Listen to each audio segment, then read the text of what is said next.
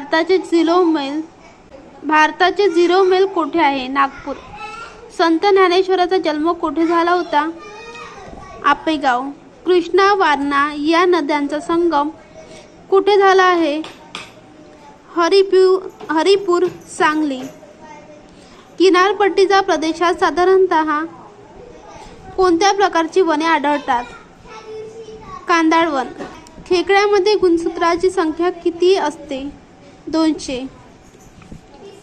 ऊर्जा सापेक्षतेचा सिद्धांत कोणी मांडला? आइन्स्टाईन.